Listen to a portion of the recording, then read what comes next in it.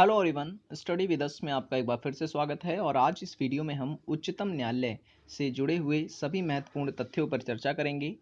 अगर आप तैयारी कर रहे हैं यूपी ट्रिपल एस सी पेट एग्ज़ाम के लिए, जो कि 20 अगस्त को होने वाला है, तो उसके लिए जो है ये वीडियो सुपर इम्पॉर्टेंट है।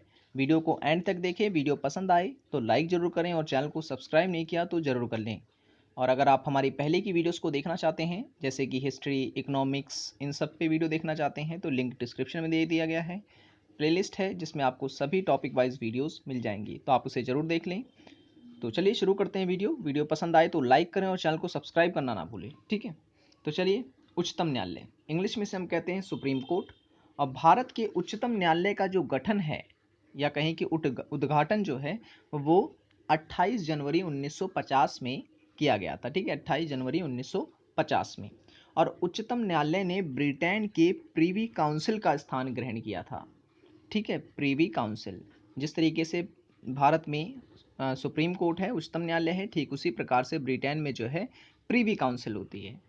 भारतीय संविधान के भाग 5 में और अनुच्छेद 124 से लेकर 147 तक में जो है उच्चतम न्यायालय के गठन, स्वतंत्रता, न्याय क्षेत्र, शक्तियों, प्रक्रिया आदि का जो है उल्लेख इसमें किया गया है, ठीक है। ये चीज़ आपको याद रखनी है, ये पूछा जाता है एग्जाम में। किस भाग में उच्चतम न्यायालय का वर्णन है, तो भाग 5 में है। किस अनुच्छेद में है, तो 124 से 147 में है। उच्चतम न्यायालय के न्यायाधीशों की संख्या जो है वो 8 है पहले, ठीक है। प्रारंभ में मैं बात कर रहा हूँ आपको, उच्चतम न्यायालय के न्यायाधीशों की संख्या प्रारंभ में जो थी 8 थी। एक मुख्य न्यायाधीश होता था और 7 अन्य न्यायाधीश जो हैं हुआ करते थे। लेकिन वर्तमान में अगर मैं बात करूँ तो मुख्य न्यायाधीशों की संख्या जो है अब 34 हो गई है, ठीक है। 34 हो गई, ये चीज़ आपको याद रखनी है। 34 हो गई है, अब ये बदल चुका है करंट डेटा, तो ये भी आपको याद रखना है। अब बात करते हैं न्यायाधीशों की नियुक्ति की, कि न्यायाधीश की नियुक्ति कैसे होती है, किसके द्वारा की जाती है। तो उच्चतम न्यायालय के न्यायाधीशों की जो नियुक्ति है वो करता है राष्ट्रपति, ठीक है। उच्चतम न्यायालय के न्यायाधीशों की नियुक्ति जो है वो राष्ट्रपति करता है। और मुख्य न्यायाधीश की नियुक्ति जो है राष्ट्रपति व अन्य न्यायाधीशों एवं उच्च न्यायालय के न्यायाधीशों की सलाह के बाद जो है की जाती है, ठीक है। ये चीज़ आपको याद रखना है। और 99 वाला जो संविधान संशोधन था, जो कि संशोधन अधिनियम 2014 जो था, इसमें हुआ ये था कि एक न्यायिक नियुक्ति आयोग के गठन की बात की गई थी, ठीक है। कि सर्वोच्च न्यायालय व उच्च न्यायालय के न्यायाधीशों की नियुक्ति के लिए जो है एक कॉलेजियम सिस्टम जो है शुरू किया गया था, ठीक है। ये चीज़ याद रखना, सन 2014 में नेशनल जुडिशरी या जुडिशियल अपॉइंटमेंट कमीशन जिसे हम कहते हैं, ठीक है। बात करते हैं अर्हताओं की, यानी योग्यताओं की, कि न्यायाधीश जो होते हैं सुप्रीम कोर्ट के या उच्चतम न्यायालय के, उनकी योग्यताएं क्या क्या होनी चाहिए। उसे भारत का नागरिक होना चाहिए, राष्ट्रपति के मत में उसे सम्मानित न्यायवादी होना चाहिए, ठीक है। और उसे किसी उच्चतम न्यायालय का कम से कम 5 साल के लिए न्यायाधीश होना चाहिए, ठीक है। यानी किसी भी हाई कोर्ट में वो 5 साल तक जो है न्यायाधीश रह चुका हो। शपथ और प्रतिज्ञान की बात करते हैं तो भारत के संविधान के प्रति सच्ची श्रद्धा और निष्ठा रखूंगा से जो है शपथ की शुरुआत होती है। और उच्चतम न्यायालय के मुख्य न्यायाधीश को जो है शपथ दिलाता है राष्ट्रपति, ठीक है, भारत का राष्ट्रपति। ओके।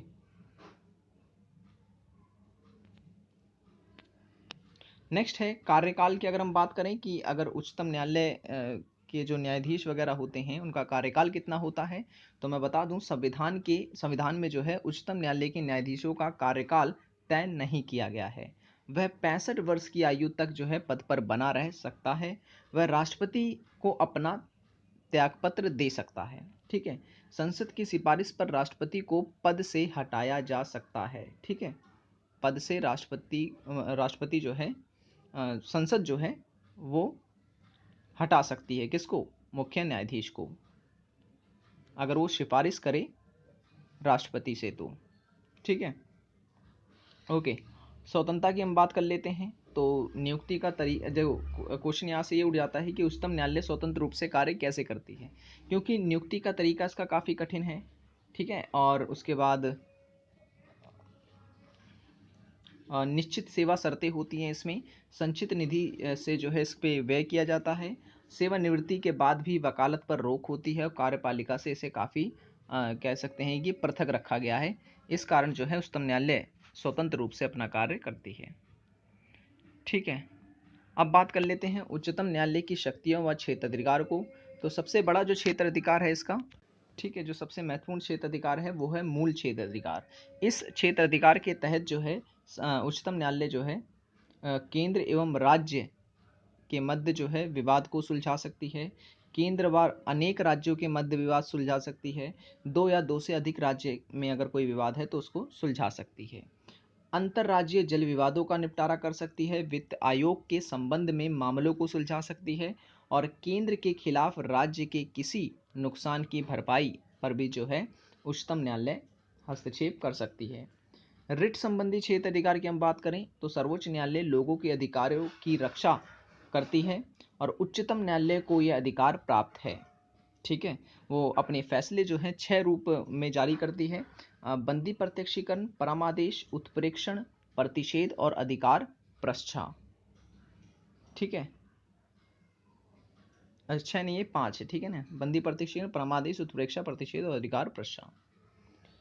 नेक्स्ट है अपीलीय क्षेत्राधिकार। अपीलीय क्षेत्राधिकार के अंतर्गत जो उच्चतम न्यायालय है वो 4 तरह के जो मामले हैं उन पर अपना फैसला सुना सकती है, जैसे संवैधानिक मामले, दीवानी मामले, आपराधिक मामले व विशेष अनुदान से जुड़े हुए मामले। ठीक है, ये अपीलीय क्षेत्राधिकार के अंतर्गत आते हैं। नेक्स्ट है सलाहकारी क्षेत्राधिकार की हम बात करें तो उच्चतम न्यायालय को ये शक्ति है कि राष्ट्रपति को 2 श्रेणियों के मामले में उच्चतम न्यायालय से राय लेने का अधिकार है। ठीक है, सलाह दे सकती है उच्चतम न्यायालय किसको? राष्ट्रपति को। अब राष्ट्रपति जो है 2 मामलों में ही मुख्य न्यायाधीश से सलाह ले सकता है, यदि मामला सार्वजनिक महत्व का हो या फिर संवैधानिक कोई मामला हो। ठीक है, इस पर सलाह दे सकता है उच्चतम न्यायालय का न्यायाधीश राष्ट्रपति को। ठीक है, और पहले मामले में, अच्छा ये तो मैंने आपको बता दिया। अभिलेख न्यायालय की अगर हम बात करें तो उच्चतम न्यायालय की कार्यवाही एवं उसके फैसले सर्वकालीन अभिलेख व साक्ष्य के रूप में रखे जाएंगे। इन अभिलेखों पर किसी अन्य अदालत में चल रहे मामले के दौरान प्रश्न नहीं उठाया जा सकता। इसके पास न्यायालय की अवमानना पर दंड करने का अधिकार है। इसमें 6 वर्ष के लिए जो है सामान्य जेल या 2000 रुपये तक अर्थदंड दोनों ही शामिल होता है। ठीक है, तो ये तो था क्षेत्राधिकार उच्चतम न्यायालय के। ठीक है, तो आज की वीडियो में इतना ही। वीडियो पसंद आया हो तो लाइक ज़रूर करें और चैनल को सब्सक्राइब नहीं किया तो ज़रूर करें ताकि ऐसी वीडियोस आपको मिलते रहे।